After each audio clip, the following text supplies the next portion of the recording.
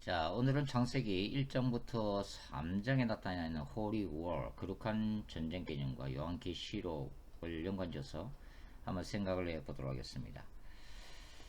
창세기 1장과 2장과 3장은 뭐가 마주보고 있죠?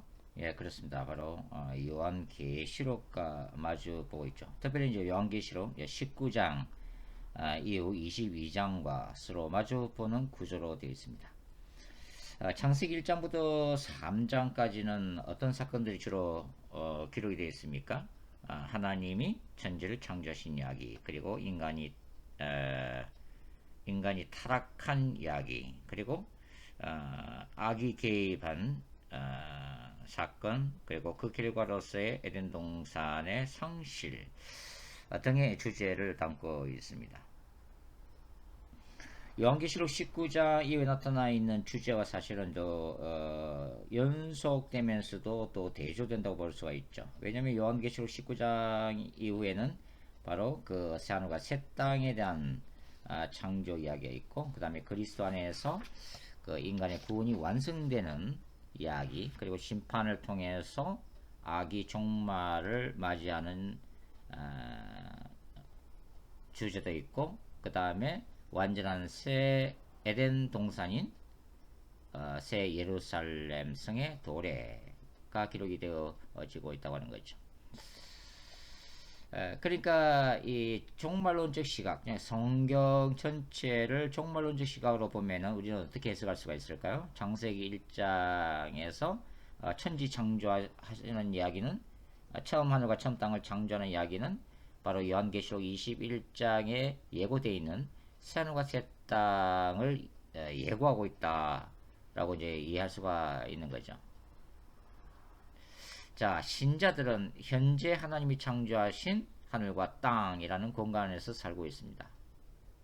그러나 새하늘과 새 땅이라고 하는 전혀 새로운 차원의 세상이 우리에게 다가오고 있음을 요한은 말하고 있죠. 동시에 그리스도 안에서 이미 구원받은 신자들은 새하늘과 새 땅이라고 하는 그 영원한 나라 안에서 현재의 삶을 살고 있다고도 볼 수가 있습니다. 이거는 믿음의 눈으로 바라볼 때 가능한 이야기죠. 하나님의 백성들인 신자들은 새 예루살렘에서의 영원한 안식이라는 하나님의 약속을 붙들고 오늘의 삶 속에서 투쟁을 하고 있습니다. 그리고 이 현재적 투쟁의 역사는 이미 과거로부터 시작되었죠. 그것이 바로 창세기 1장부터 3장에 기록되어 있는 이야기입니다.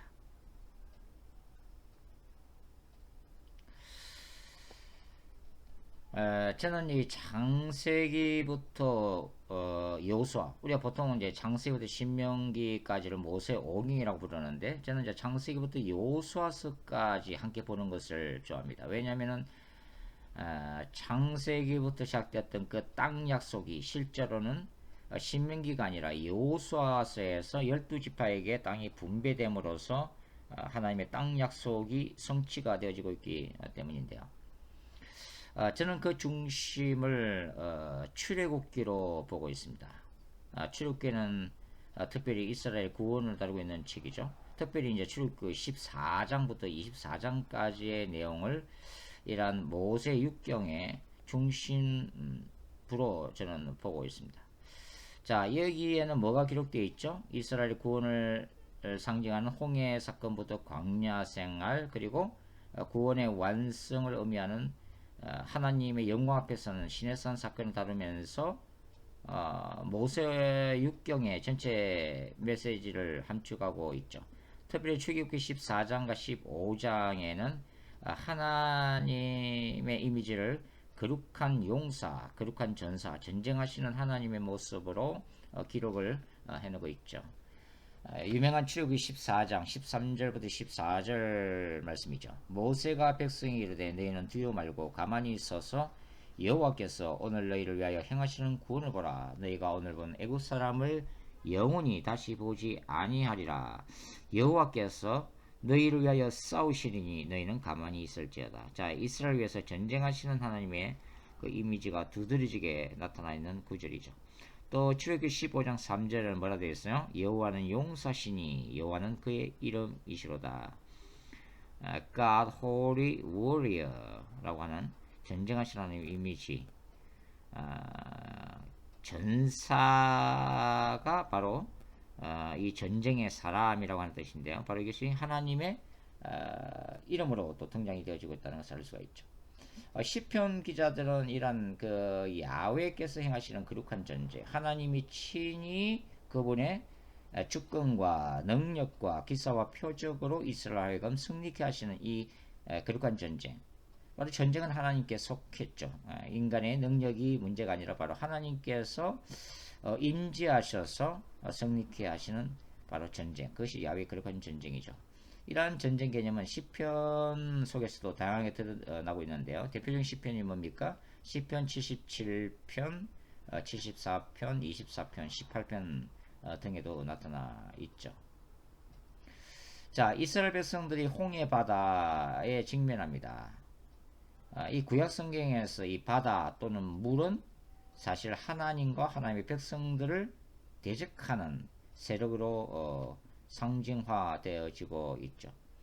그렇기 때문에 인간 군의 역사가 사실은 투쟁의 개념을 담고 있다고 하는 것이죠.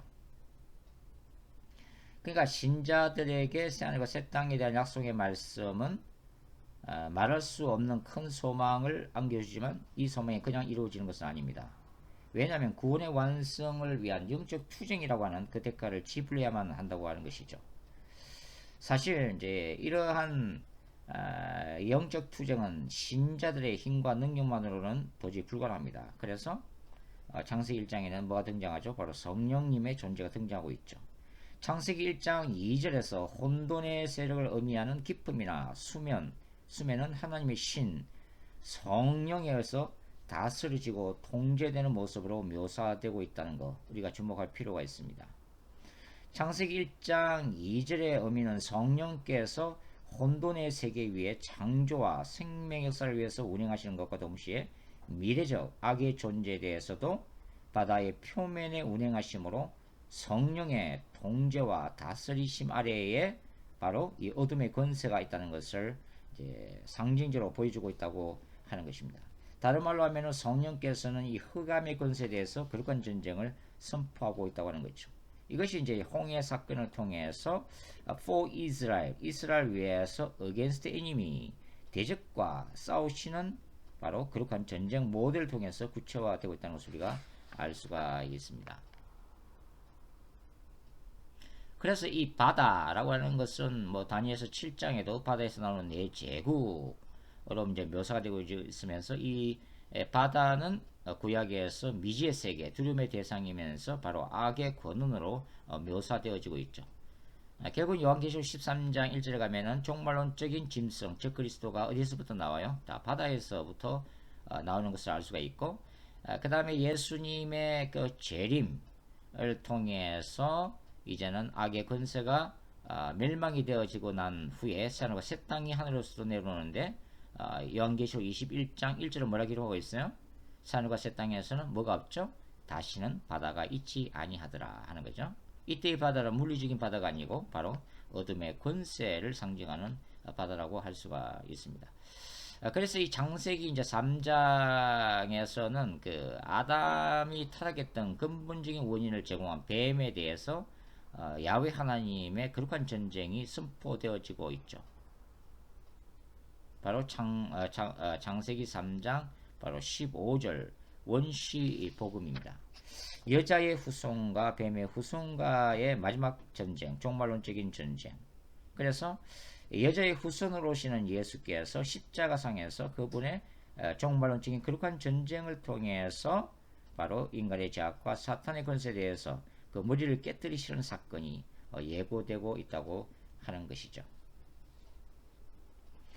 특별히 요한계시록 12장 그 17절에 가면은 바로 이 용인 사탄과 여자의 남은 후손과의 마지막 때의 전쟁이 묘사되어지고 있습니다. 계시록 12장 17절 용이 여자에게 분노하여 돌아가서 그 여자의 남은 자손 곧 하나님의 계명을 지키며 예수의 증거를 가진 자들과 더불어 싸우려고 바다 모래 위에 썼더라.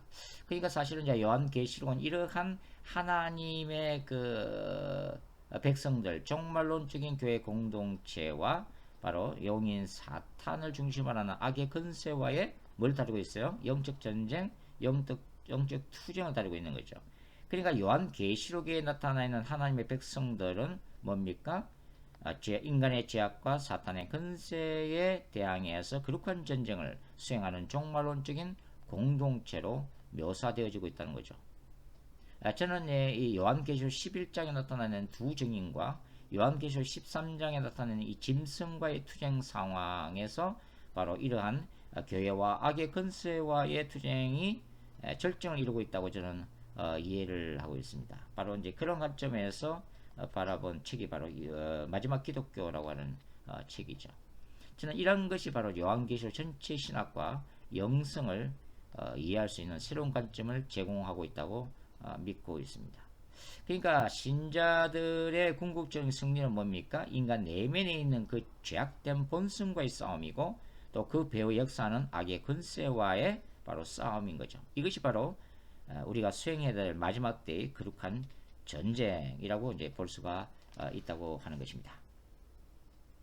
하나님 아버지 감사합니다. 우리가 이 거룩한 전쟁을 주님 오시는 그날까지 이 땅에서 잘 수행할 수 있도록 도와주시옵소서. 그러기 위해서는 아버지 날마다 주님 앞에 회개함으로 우리가 거룩한 신부를 써야 하고 하나님의 군대로 우리의 삶과 사역과 이 세상의 악과 그리고 종말론적인 악의 근세에 대해서 성령의 역사 가운데 도신 가운데 그리고 말씀의 그물을 통해서 아버지 하나님 승리할 수 있도록 도와주시옵소서. 예수님의 이름으로 기도드립니다. 아멘.